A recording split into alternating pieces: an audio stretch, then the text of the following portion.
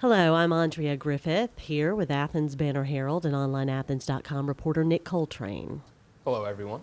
This is the first installment of a series that we are calling ABH Beyond the Headlines, and we are discussing an investigation that began in fall of 2012. The findings ran as a front page story in the Athens Banner Herald on Sunday, February 24th, 2013. And I want to read the headline here. It reads, "He was a successful Athens businessman, scoutmaster, and community leader. By many accounts, he also was a child sex predator. Ernest P. Boland thrived in a culture and system that enabled him to prey on Boland's boys."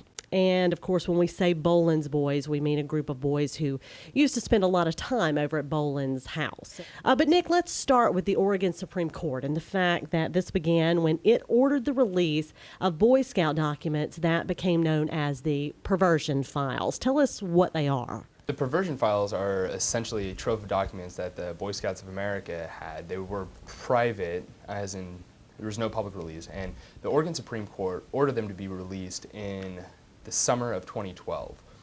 They were basically documenting internal investigations of suspicion of child abuse and child molestation and other inappropriate acts with children. And there were about 1,900 names on this list. There were more than 1,000. There were more than 1,000. And one of those names was Ernest P. Boland.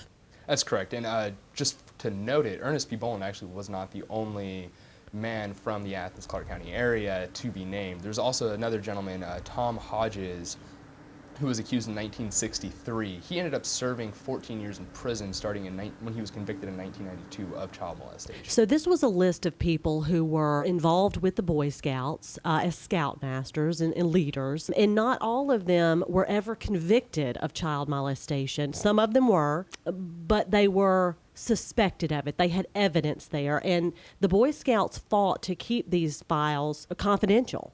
Okay, I want to talk about the conversations that we had within the Banner Herald when this name came out. A lot of media outlets went ahead and went with it.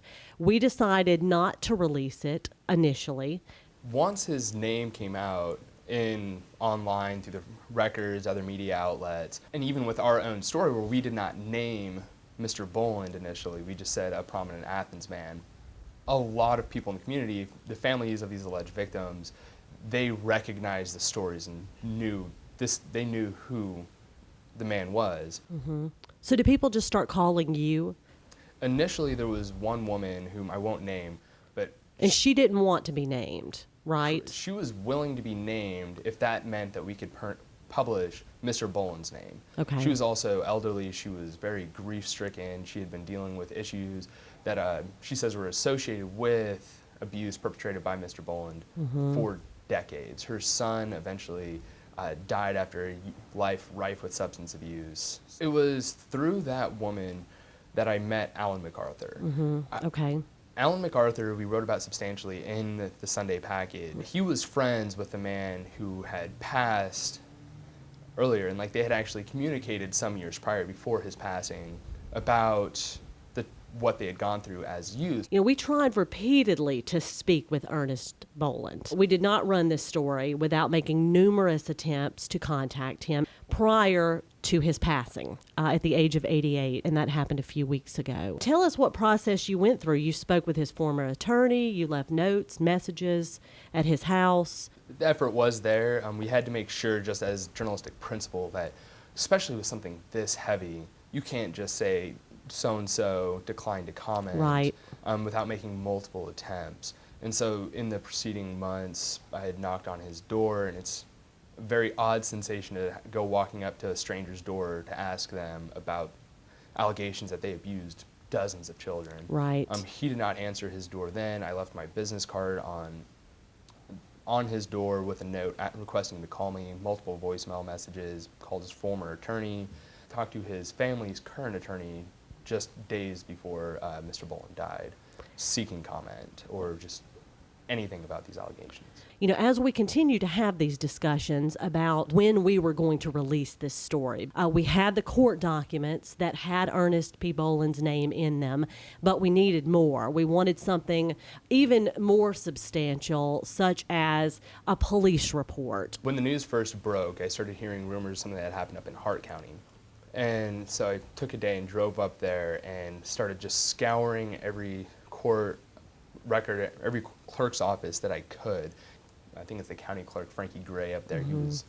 He sat there with me and he showed me how to go through all the books. We went through decades of court records in that county. And it was a former probation officer who really kind of was able to seal it for me as far as Mr. Boland going to court up there. And I was able to get it confirmed from a probation officer clerk that he had in fact been on probation up in Hart County those many years ago. And really probably the biggest break in this is when another victim we identify as Mike in the stories, he came in just before Christmas in 2012 and just sat down with me, told me his story. Again, it had so many just eerie similarities to the stories I had heard from so many other people beforehand, which automatically in my mind lends an air of credibility to it, especially since I don't know of any association he had with those other alleged victims.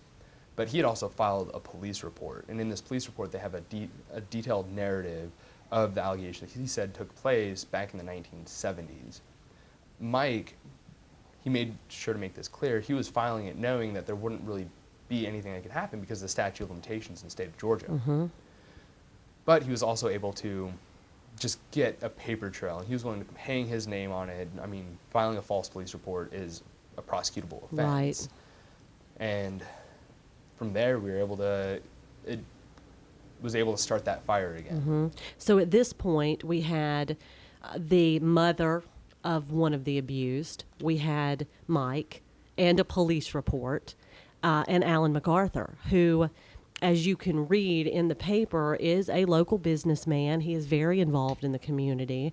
And, you know, it took a lot for him to come forward and use his name. I do want to note real quick, Andrea, that those were all very key sources and people who helped me quite a bit in this story.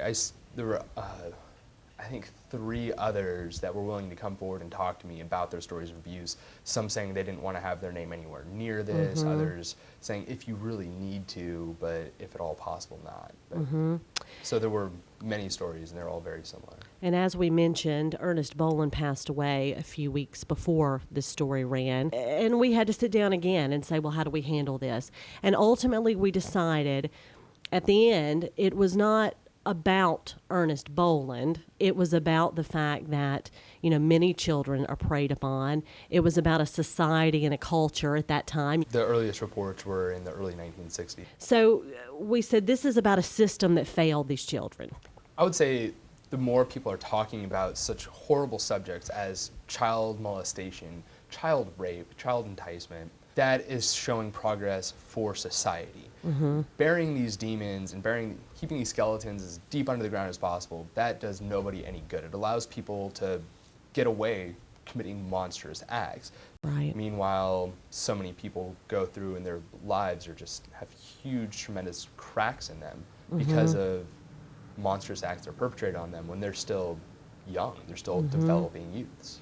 And that conversation leads me to read a portion of the letter to the editor that Alan MacArthur wrote. These are his words. He wrote this to run on the same day as his story written by Nick. So I want to read that, or a portion of it. It reads, I feel we are all called upon in this life to do something, to contribute, to make a difference. I never understood until now how painful making a difference could be. I have felt called to publicly come forward and tell my story of sexual abuse for many years. I knew eventually the moment would come when the timing would be right and the space would be created for such a personal story to be heard and felt. After I had been interviewed several times for my story, my abuser died. After much conversation, contemplation, and prayer, I made the decision to continue coming forward. It was important to me that the family, and he's speaking of Ernest Boland's family, be given time to mourn and grieve. I believe death needs to be both honored and respected. This was not an easy story to tell, nor is it an easy story to read. It is, however, a story that must be told, and a story that I hope will begin a greater conversation. It is only through that conversation that healing and transformation can happen. You may read the entire story along with Alan MacArthur's full letter to the editor on onlineathens.com. I'm Andrea Griffith with Nick Coltrain, and you've been listening to ABH Beyond the Headlines.